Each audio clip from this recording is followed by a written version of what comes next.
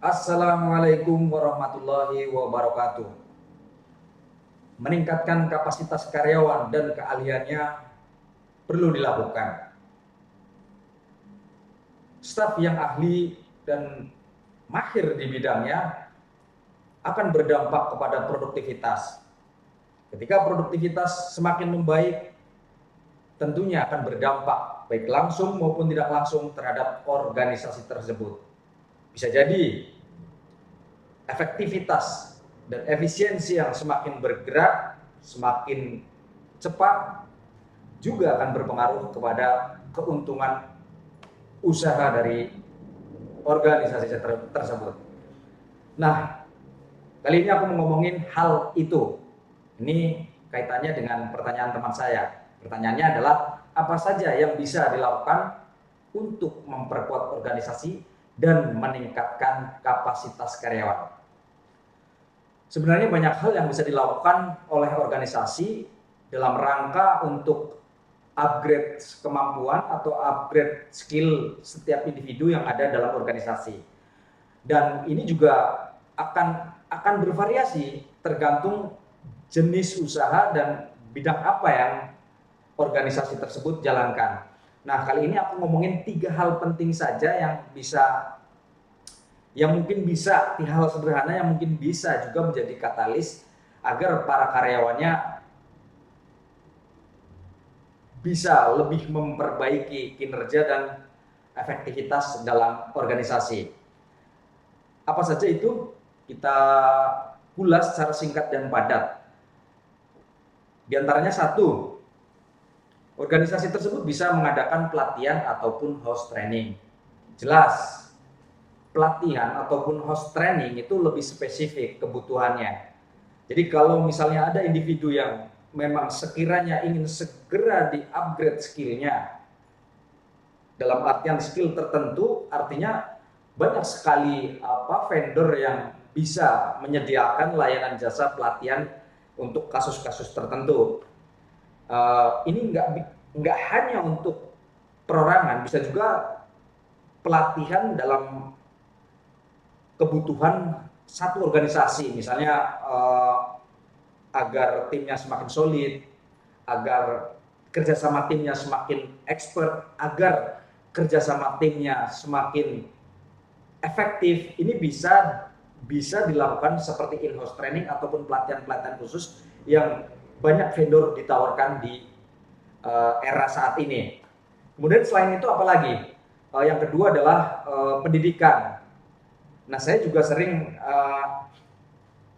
mengadakan pendidikan-pendidikan yang sifatnya non formal, ataupun jika memang kapasitas perusahaannya memungkinkan, ya pendidikan formal pun bisa ditempuh, tergantung dari kebutuhan dan kemampuan perusahaan itu sendiri, gitu. Nah, ini artinya si organisasi sudah bisa memetakan apakah pendidikan yang akan diberikan kepada individu dalam organisasi itu memang benar-benar diperlukan. Apakah pendidikan tersebut, pendidikan formal tersebut, jika diberikan kepada individu tersebut akan berdampak kepada perbaikan value organisasi atau tidak. Nah, ini tentu erat kaitannya dengan kebutuhan organisasi dan kesiapan personal yang ada.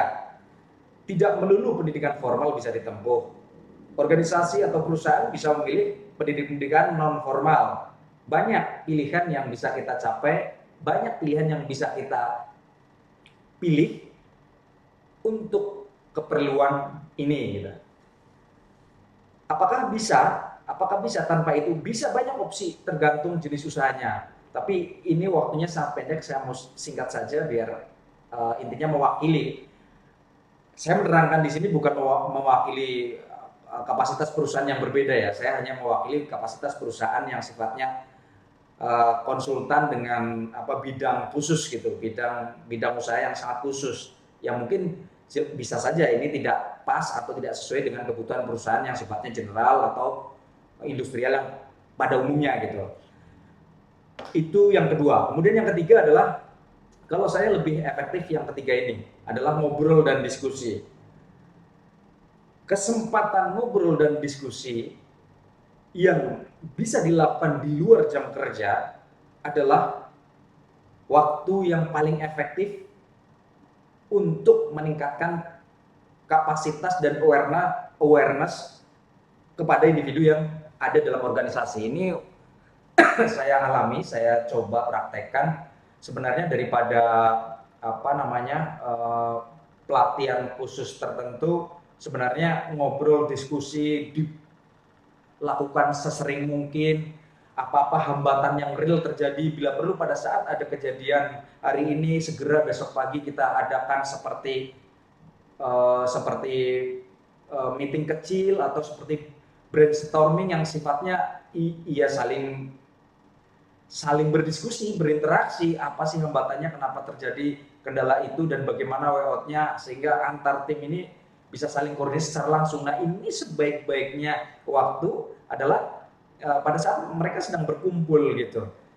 Karena menurut saya ini yang paling baik, karena jelas permasalahannya jelas terjadi dalam organisasi tersebut sehingga bisa diangkat dan didiskusikan bersama tim-tim yang terkait lainnya, bukan hanya pada individu itu aja. Artinya kalau memang permasalahan ini menjadi pemicu dan ini berdampak kepada tim yang lain, tidak ada cara yang lebih baik kecuali mengumpulkan semuanya dan melakukan diskusi. Itu menurut saya adalah 3 hal sederhana yang bisa berdampak terhadap kapasitas dan kemampuan karyawan, sehingga dengan sering melakukan 3 kegiatan ini, bidang usaha yang dijalankan oleh sebuah organisasi bisa terus bertumbuh dengan baik. Namun demikian, apapun bentuk pelatihannya, jika individunya tidak memiliki keinginan untuk maju, saya rasa apapun pelatihannya, apapun upayanya akan menjadi sia-sia. Itu erat kaitannya dengan motivasi hidup dan karakter masing-masing individu. Silakan kalau tidak percaya, lakukan pelatihan atau pendidikan apapun, kuliahin yang gede, kuliahin, banyakin in-house training, ujung-ujungnya tetap akan kembali. Ini pengalaman kita ya, pengalaman saya. Jadi memang yang paling pertama adalah mindset yang harus dirubah, kemudian karakternya berubah, dia aware. Jadi dia juga merasakan bahwa ketika perusahaan ini sedang membutuhkan keahlian-keahlian tertentu, harusnya si karyawan juga sama, berpikir sama. Oh, ini perusahaan maunya begini, sebaiknya aku bagaimana ya? Saya tidak pernah keberatan misalnya memberikan fasilitas, misalnya pelatihan, in-house training, pendidikan, tetapi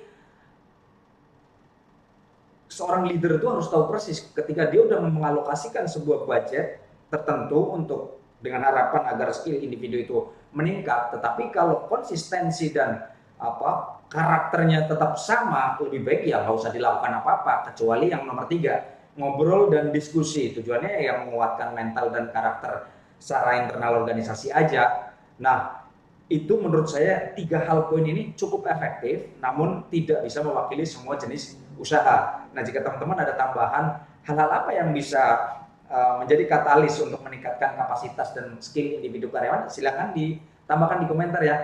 Itu saja, mudah-mudahan Mas Riza bisa menarik sedikit gambaran apa yang perlu kita lakukan sehingga kemudian hari organisasinya bisa bertumbuh dengan baik. Itu saja, terima kasih. Wassalamualaikum warahmatullahi wabarakatuh. Sehat terus.